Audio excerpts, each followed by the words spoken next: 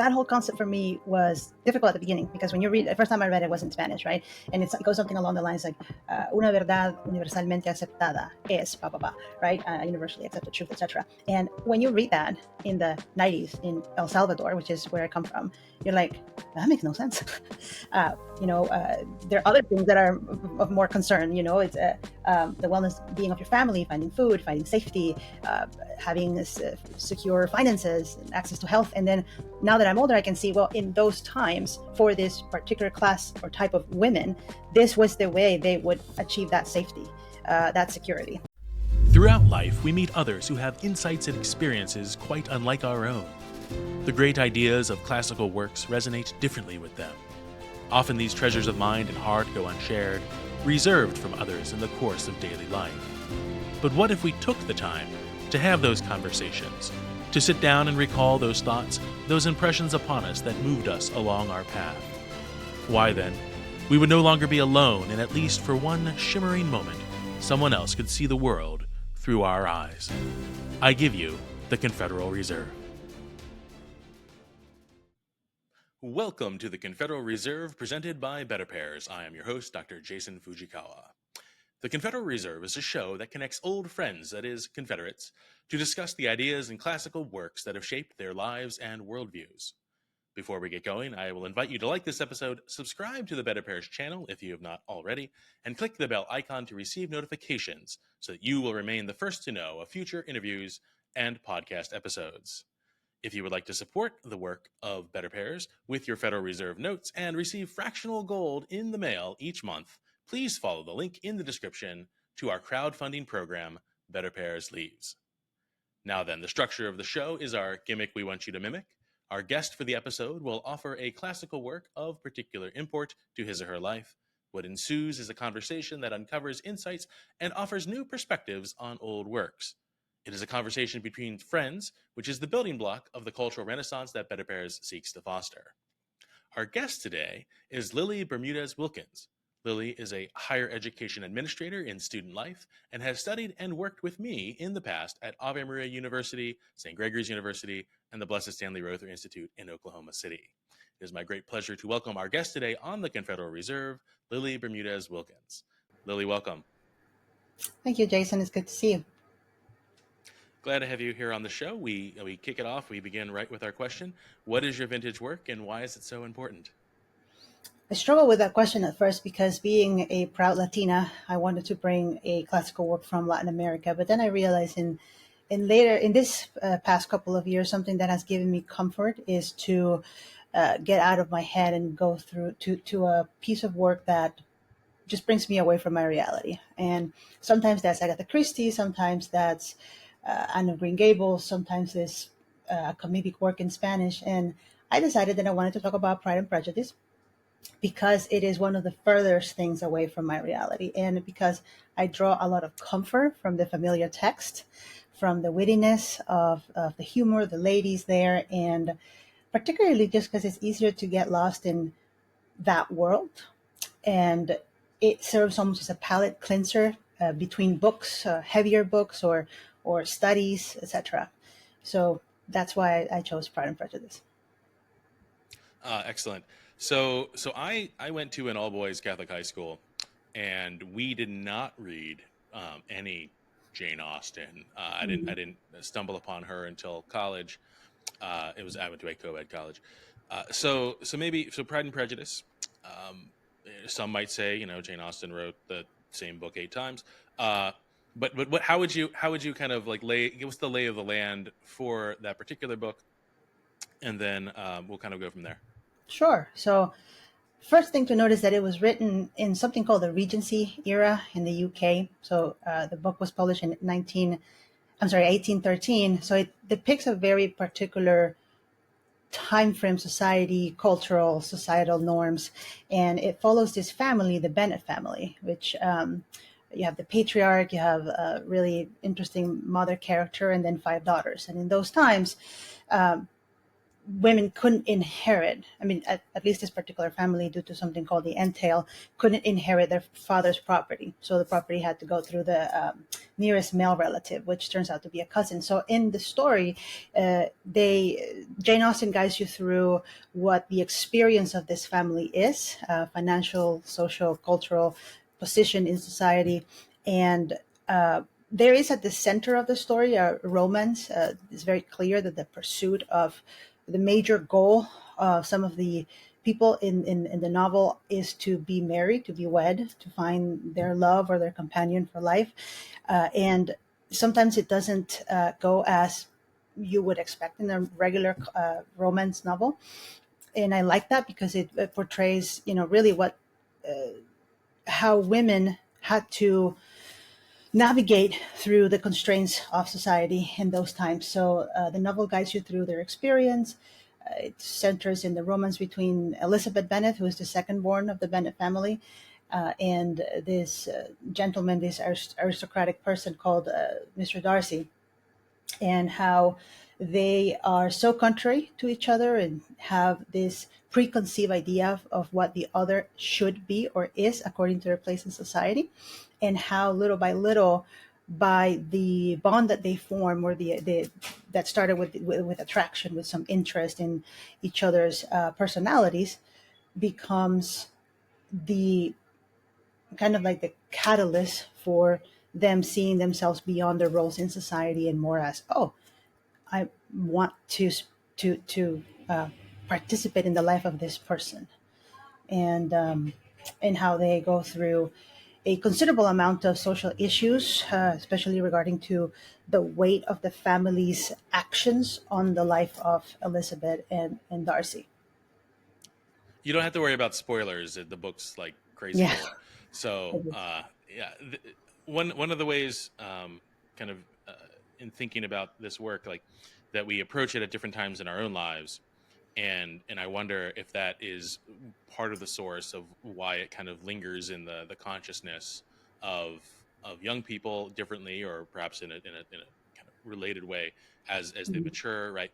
The situation with the five Bennett sisters is that they're all unmarried at the beginning of the book, and then there's sort of this kind of potency and act problem, right?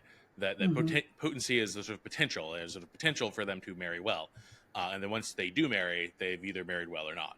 And Mhm. so that the potentiality of who their future husband's going to be is going to be in act, and therefore sort of solidified. And so there's sort of this up in the airness kind of uh,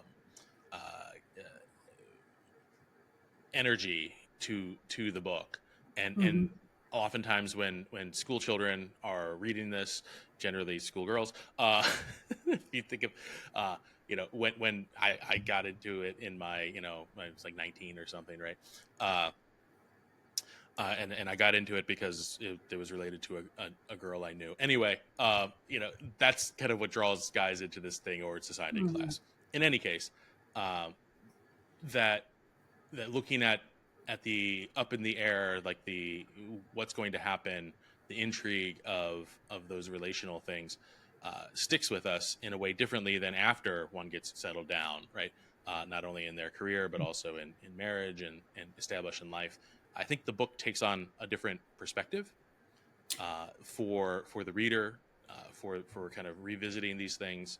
Has that been your case in your life? Does it hit you differently now, now that you are Yes. married and have a family and kind of moving Yes. through? I remember when I was single, I would read the book or then look at the famous movie with Keira Knightley, and what is the word in English? Swoon, I think. Oh my goodness, right? Yes. Yeah. But now that I read it as a mother, and um, part of the work I do in my day to day life has to do with teaching younger people to deal with conflict, to make better decisions in their life, etc. Now I'm like, those little women are misbehaving, to put it gently, right? And I, Not Little Women. Not the Little Women. They misbehave too.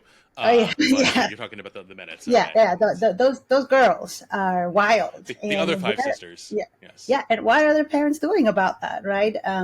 And I would name this novel, if it was me, I would name it something along the lines of Perhaps if we would have stopped to consider the whole thing with a dash of humility and address people with kindness, we could have saved a lot of drama. But then that would be a very dull story and title. But yes, it's fascinating to me how you are so utterly focused on the romance when you're coming up in life, when you're trying to find yourself in society. And now that you have found your place in society, now that you have a couple of decades under your belt, you see things in a different perspective, beyond the immediacy of the choice. This is what I want right now. This is the pursuit of pleasure right now. Okay, but are you thinking through your choices? Do you understand where this would lead after that, obtaining that so-called joy or good that you're looking for?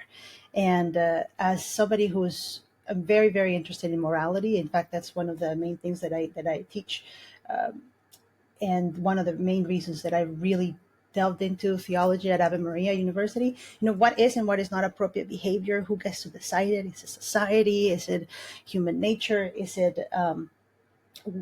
because of wealth? And the more I think about it as an older, well, I'm not that old, but as a middle-aged person, it is interesting how no matter where in human history you look at, there's always going to be people who want to put others down to make themselves feel good or better. And there's always going to be people who are like, no, the extreme is not the answer. Balance is the answer. Virtue is the answer, not vice.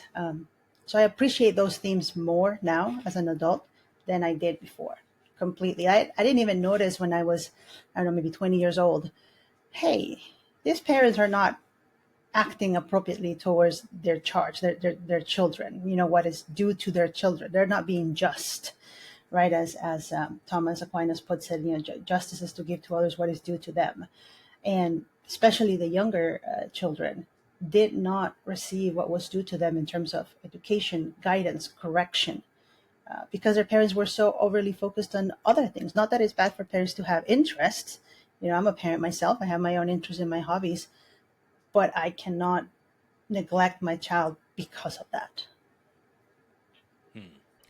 Yeah, no, I think as you're talking about that, sort of there's that resonant disharmony between Mr. Bennett and Mrs. Bennett, right? That Mrs. Bennett seems very concerned with getting her daughters married off, and is a little bit flaky in that approach and short-sighted, and yet Mr. Bennett seems to have a longer view of things, and yet his sort of behavior in the novel is sort of one of sort of apathy or laissez-faire, kind of Yeah, something I not appreciate. providing guidance.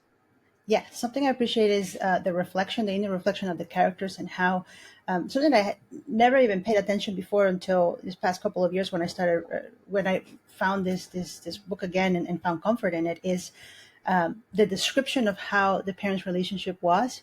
It says something along the lines of, Mr. Bennett was captivated by the beauty and the youth and the vivacity of Mrs. Bennett, and married her. And very shortly after they were married, he realized, oh, that was just show, basically. And there was not much substance in her mind, in her relationship, or her interest. And he then became, he was pursuing then what would give him pleasure, since he pleasure of mind, pleasure of life. Since he couldn't find it in his wife, he sought it in his solitude, in his books, in his meditations. And that's not a bad thing as long as it is balanced. But he didn't. He just kind of withdrew and let the mom take over in the guidance of the children. Unfortunately, the guidance of the mom was very short-sighted. I must have my children married no matter what, no matter, well, with fortune, sure, but the important thing is to get married, not necessarily to have a good and wholesome relationship. Hmm. Yeah. No, as you're talking about the father, though, kind of going through the Bennett daughters, right? It seems that Jane, the oldest, is the most sort of even keeled, and then Elizabeth has her kind of wilder swings, right? Mhm. The whole idea of the pride of the prejudice, and is maybe the dispute of which one is which between Darcy and Elizabeth. Uh, Something that I but can't then, but then, Correct. Yeah. There's Oh, but something then that. the middle child is Hmm.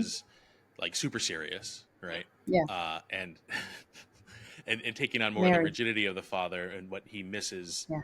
perhaps in Mrs. Bennet. And then Hmm. Lydia is more of the Mrs. Bennet foil or kind of mirror. Hmm. And then the fifth one that nobody remembers. And so the silent child, right? The Mm. kind of the one who just sort of blends into the Yeah, wallpaper. and she blends But with it seems Lydia like a lot. Yeah. in the children you see kind of this sort of struggle or this dissonance between the parents kind of start off a little bit more cohesive and sort of the Hmm. well-roundedness of say Jane and Elizabeth to a large extent, and then it kind of pendulum Hmm. swings through extremes in the younger children. Yeah, and sometimes I wonder. You trying to put myself in those fictional shoes is did as parents we start with the best intentions and the best ideas. Oh, my child will never look at a screen and they're only gonna eat nutritious foods, and then life hits you and it's like, oh, you can't do everything that you want to do or be everything that you want to be for your child, so you make accommodations. But sometimes I wonder, did they just kind of gave up on the effort midway through their rearing, making doing a really good job with Jane and Elizabeth, or are Jane and Elizabeth the way they are in spite of their parents? I can never figure it out, but I find it interesting how the younger two is almost as if they are raising themselves according to what they see as good or bad in society, not necessarily with much feedback from their parents, except some encouraging from the mom. So Lily, the you're talking about kind of these parenting styles and kind of the archetypes that um, of how kind of children emerge.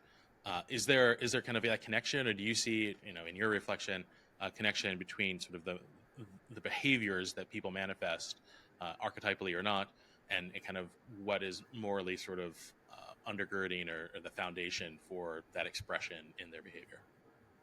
Yes, in fact, sometimes when I read this book, I think of how in the Bible you have people named as fool or my delight, or the person that does this or that evil, or the sick one, or the faithful one, the beloved one. And when I look at those things in the Bible, I think, oh, they're trying to not necessarily say this is actually the name of this historical individual, but they're trying to convey a message. And the message that I see conveyed here through Jane Austen's wit is the way she describes certain characters. It is a little exaggerated, sure, but it's meant to point to a moral lesson, right? Not just you can't 100% understand a person just by knowing where they come from, or who they are in terms of society, uh, and also those who shine most in society. Say, for instance, Lydia, who's very bubbly. I mean, shine in quotation marks, because she was also inappropriate. It, Jane Austen is trying to tell you that is not the substance of their humanity to begin with, and also to in a exaggerated way show why that behavior is inappropriate or would lead to severe consequences. And again, I guess as a parent, I keep going back to the example of Lydia, of how she has come to understand part of that society that appreciated, or that push women into advantageous marriage as soon as possible, as the sole object of her moral pursuit, or the sole object pursuit of her life. And I think Jane Austen is trying to say, be careful of what you consider your absolute good, because you're going to end up looking like it, not in a necessarily good way. Something that I appreciate of how she describes both Darcy and Elizabeth is, we don't see Darcy's inner world. We see Elizabeth's inner world and her prejudices, her morals, her ambitions. Uh, but I like how Jane Austen presents Darcy as someone whose timidness or shyness, and also opinion of himself, get in the way of being human. I think it's the way I would say it. And it takes someone he respects and wants to listen to pointing out those things for him to come out of the so-called shell, and remove, not be afraid of that vulnerability of showing his inner self to this woman that he trusts. Similar to organic leaves, which provide the energy to grow delicious pears, BetterPears Leaves allows monthly supporters of $12 or more to support the ongoing work of BetterPears and also opt to receive a monthly goldback in the mail as our gift to you. Goldbacks are 24-karat gold leaf encased in polymer, which are privately minted and acceptable as species-legal tender instruments or instruments of barter, depending on the state. Please visit betterpears.com/leaves to learn more and become a monthly contributor today. I have always been a man, and when I read, when I read Pride and Prejudice, or the times I have, I'm always wondering, this third-person limited kind of narrator is seeing the world, or I guess revealing the world through Elizabeth's sort of eyes and emotions. But then Darcy's kind of this sort of player in the background, and there's things that he's doing to basically save the good name of the Bennet family, to kind of bring about a situation in which he's able to court and marry Elizabeth. That we get kind of this front row seat to Elizabeth's sort of conversion, or at least realization of her faults and how she hopes to rectify them through her relationships. But Darcy kind of is an interesting character, and by interesting, I'm not just saying, oh, he's something, right? But that there's something different about him, and that he is at every kind of moment almost kind of willing Elizabeth's good. Perhaps not in the initial kind of like investment in who is this person, and she's different too, but like what he has to go through that is unreported, and then you have to kind of piece it together through kind of the denouement, or like, oh, and he was doing this at this time, and he was having this conversation with this person. That it's a brilliant study in sort of like Jane Austen, the author, trying to kind of chart out his good works, his ability to kind of save the Bennet family in the background, knowing that readers in their first pass won't have that kind of reflection over what he's done. He's Elizabeth seems kind of shocked at like his demeanor, and does he like me, does he not like me, and all these other kinds of things, but it seems to be a sort of a consistency in his behavior off camera, or off narrator's view, that is an interesting study in its own right. It's something that maybe as a male reader I kind of am more interested in than whatever's going on in Elizabeth's kind of purview. So I like where you were going with that, because something that I keep thinking back when I read Darcy's arc, even though we're not told as much, we're shown a little bit of what happens, and then we see the result in his change of demeanor, his change of attitude towards Elizabeth and the Bennets and their families, is how, that part in the Bible when it says the person that finds a great treasure goes and sells everything they possess so that they can buy the field and secure that treasure for themselves. So it almost seems to me that Darcy goes through a similar transformation. He comes to understand that what he really wants, the good of this relationship with this woman, he wants to pursue, like you said, her good. He wants to form a family with her, do something good together, is more worthwhile, more valuable, more or stronger than the constraints of his social position. And he goes and he, sells everything that he has in order to secure that treasure. And by that, the novel portrays him as he goes out of his way, not just to show genuine kindness, to care for what Elizabeth cares for whom she cares for, but also to protect the family at the expense of his good name, at the expense of his fortune, at the expense of what is society going to say if we're connected to these people right in those times, not as rich as we are, and that he doesn't look back on it because he has found a great treasure, and he will pursue it regardless of what gets in the way. Yeah, no, so I think that kind of triggers the kind of a quick here discussion of that first line of the book, right? The famous first line, right? That it's a truth universally acknowledged that a single man in possession of a good fortune must be in want of a wife. And so there's different takes on this. I don't know if you've followed, the Reddit threads or whatever, but this idea of is this the maxim of the chattering classes, right? The Mrs. Bennets of the world, that oh, he's a rich young man and he needs to find a wife, and they just kind of pressure him, uh, right, to no end, and they just kind of like submit. It's like, okay, I'll take a wife, right? Just so stop making me go to balls. Um, or is this actually a truth universally acknowledged, right? And acknowledged even by the young men? Is that how does it sit with you? Do you see Austen doing something with this first line in terms of it is the actual theme, or is it a kind of a straw man theme for the work? Mhm. So that whole concept for me was difficult at the beginning because when you read the first time I read it was in Spanish, right? And it goes something along the lines like una verdad universalmente aceptada es pa pa pa, right? Universally accepted truth, etc. And when you read that in the 90s in El Salvador, which is where I come from, you're like, that makes no sense.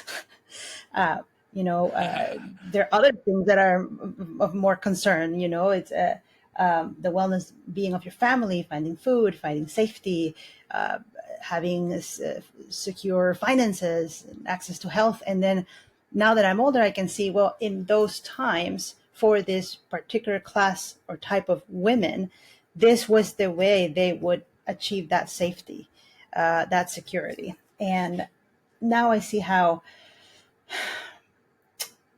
the concept of, you know, single rich must marry, I think it also has to do with not just the societal expectation, but the continuation of society. That is how society Yeah. happens, not just at the level of the family, but also at the level of um, the larger conglomeration of people or the larger society or town.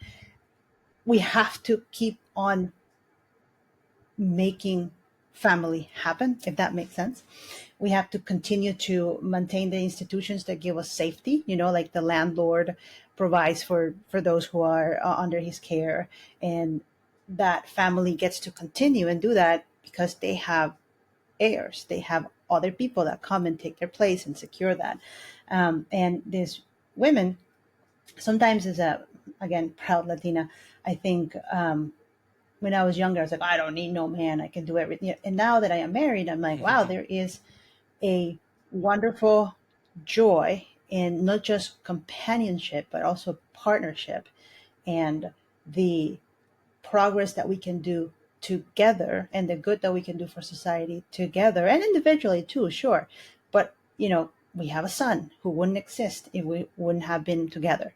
And now our son could become not just, a good human being, which is what we hope, but also what good is he going to bring to society, right? And I see this whole concept of society dictates this, therefore you must. Sometimes it's very easily misunderstood, and you're like, well, no, I don't want to. I want to do my own thing. And then if you look at it from the right lens, you're like, okay, what is the good demonstrated here? What is society telling you that it needs for the sake of not just society, but also the individual?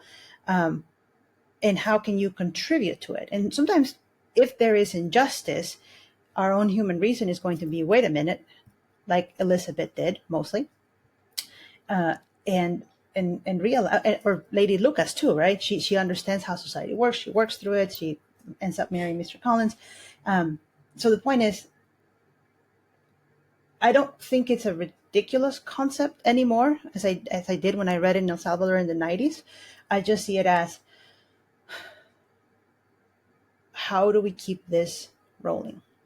How do we keep this moving? And if society says it's only this way, okay, let's go through that way and try to make it better.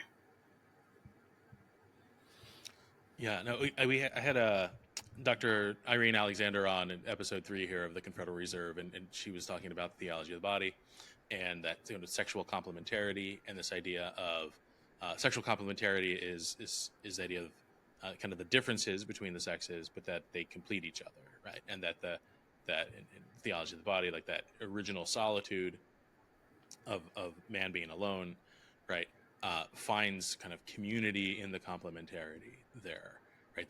Hmm. That whereas the rest of creation, outside the angels, are sort of lower than man, the animals and the plants and the fungus and the rocks and tiny pebbles, Hmm. that to have this kind of conjugal relationship, to be yoked with another rational being, and then to make, you know, the best use of that union in the tending of the garden, or the, you know, eating by the sweat of your brow nowadays. That's the completeness is something that is desirable, and I think that's what Austen is getting at in the chattering classes. Apparently, is getting at here in Pride and Prejudice, right? Or what moves Darcy, who seems Hmm. to have everything material he needs, but he Hmm. does end up showing up at balls, right? He's at a point in his life where he doesn't have to show up at balls, but he does, right? So there's something there, even though he seems Hmm. reluctant, even if he's kind of a wallflower, refuses to dance with Elizabeth, or, you know, Hmm. these kinds of things. Like he's showing up, and and Hmm. I think that kind of speaks to kind of a yearning even in him, that his life is not complete Hmm. until he Hmm. finds uh, someone to share that life with. Sure. Well, something that I really appreciate is how Elizabeth's aunt says something towards the end of the book, something along the lines of, um, you know, he's a good man. The only thing I see is this part of him, this attitude that he has. But you know what? A wife could help him um, shape that, Hmm. or improve that. And something that I talk to my husband about is a lot of the whole thing about what is it? Brother sharpens brother as iron sharpens iron, something along those lines, from Yes. scriptures. Because something that I've noticed in this partnership, in this marriage, in this companionship, and this life that we're building together is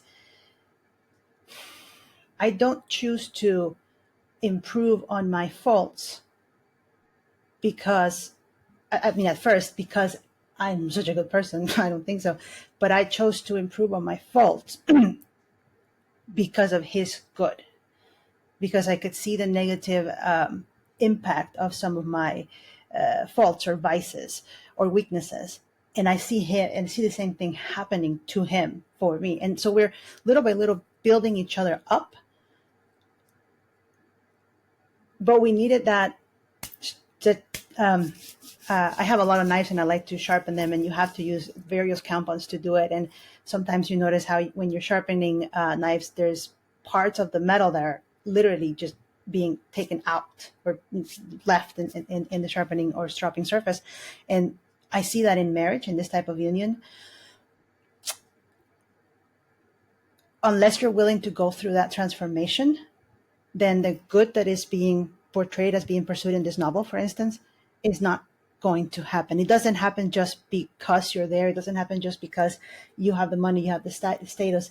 But good, wholesome progress will happen because you are willing to not just change. I don't think the word is just change, although that is the idea. It's more like develop, continue to be shaped by what is true and good and beautiful and wholesome. Um, and not that I mean, I look at my husband and I'm like always thinking how blessed I am to meet someone who is a mind that I can interact with wholesomely. And I think, wow, that wouldn't happen if I wasn't willing to enter into that partnership, into that change, into that contribution to society. I don't know if I'm making sense. And I say that because when No, I yeah, was younger, I well thought I was said. going to be a nun. And and and wonderful vocation. And then when I realized that that wasn't my vocation, that my vocation was marriage, in my pride, I was like, but do I really need a man to be everything I can be according to what God wants of me? And then I realized, oh, that's not the point. The point is, it is good for this to happen. It is good that we come together into this type of communion of persons and do something good with it, as long Yeah. as you can little by little put away what chips at it, what diminish that beauty, your faults, your weaknesses, your fears. You know what I mean.